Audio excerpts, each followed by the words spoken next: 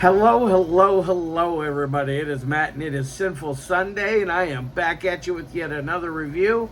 Before I roll on to any of that, I want to wish each and every one of you a great morning, evening, dawn, day, or dusk, all that lovely stuff, because life really is too short as is. Do me a really huge favor and like, share, and subscribe. I love seeing your beautiful faces when you are here. I know I'm here an awful lot, but I have an awful lot on my plate to review. And one last little tidbit of info. Check out the description box. I give you a bigger bite of every single movie of every single day. Such as today, I give you your brief synopsis, your starring cast, directors, runtime of the cut I am watching, along with a link for a trailer, a link for where you can rent this bad boy for, I think it was like $3.99 or something like that, and is on Prime Video. And then also, if you decide, you can help support Matt's Movie Mania and toss me a couple of bucks. Now that I got all that said in mind and all that out of the way, let's roll on to the film of the day. And today's is a very interesting film. It is my first that I have seen from Angel Nichole Bradford and Steve Hermann. It is the first film I've seen of both of their filmographies. But it is none other than Disremembered. It is a 2024 release. Runs at an hour and 44 minutes. Make sure you watch all the way through to the credits, because there is a little scene at the very end. It is well worth your watch. Now, what exactly is this movie about? Well, it's about a girl who is, let's just say she's got a lot going on in her fragile mind.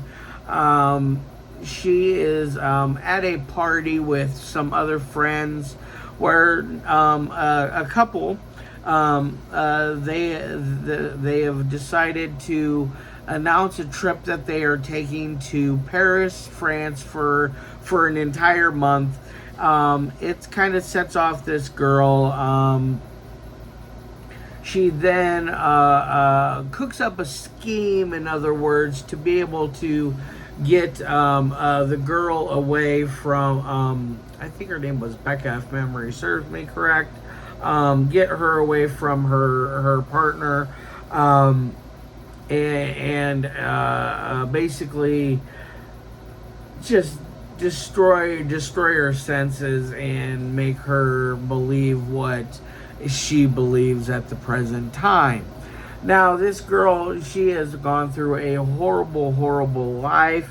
You get to know this through various flashbacks that are shot in a nice, beautiful black and white. I really liked that. I'm corny like that. I like when movies do old flashbacks. They do them in a black and white noirish type color. I think that's fun, it's kitschy, it's cool shit, I really like it. But she gets this girl to come over to her house, and she puts something in her beverage and knocks her out. Chains her up downstairs, and she proceeds to do horrible things to her. There is not a lot of gore for gore's sake in this movie. There is a really cool decapitated head. I will give that away. But other than that, it's not a super gory film. So if you're going for something that's extreme, this is not it. But I will tell you, if you like the movie High Tension, if you like the story of High Tension, you will love the story to this, because it reminds me of it in so many ways. It's crazy. But anyways, you find out things about our main girl, our main villainess, I should say, our main villain. You find out about her played by Angel Nichole Bradford, by the way.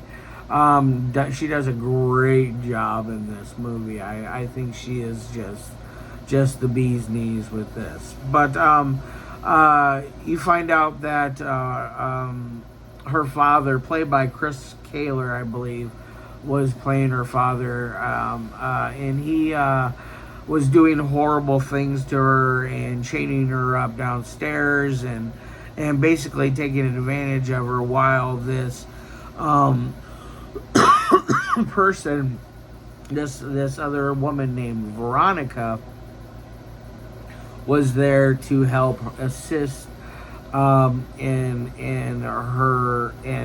her staying somewhat sane throughout this. You have a really insane type of a character arc with that. I really like Angel Nichole Bradford's character arc. It's very psychological, and it's not heavy on the horror. This is more of a thriller, in my opinion. Not that that's a bad thing or anything. I love a good thriller, but on to the three things, or at least that's all I want to give away with this movie. I want you guys to rent it, check it out. It's well worth your watch. But on to the three things that I love my movies to me. First and foremost is the audio. The audio is very good in this. I never once was like, hey, I couldn't understand so-and-so speaking their lines, or have any kind of muffling or any static backfeed. None of that stuff going on where audio is cutting in and out. It's very, very proper throughout the whole film. So I'm going to give it an A on that aspect. On to the second thing, which is dialogue. Dialogue is good for the most. It's out of my three favorite things that I love to judge my movies by. It is not my strongest. It's not the strongest part, I feel. I feel like the third part, which I will speak on in a moment, is where the bread and butter lies. But the dialogue it works very well. It's modern, hip dialogue. I get characters saying these things like it makes sense. There isn't any kind of any lines that don't seem to fit or going go in different directions to make it not make sense. It works very well on its own, but I'm going to give it an A. But the third and final thing, which is where I think the best of this lies on a technical aspect, which is the editing. The editing is very good in this. I feel like it has a good steady momentum. The pacing is good. It does lose traction in a couple of flashbacks. You lose a little traction, but it quickly builds itself right back up.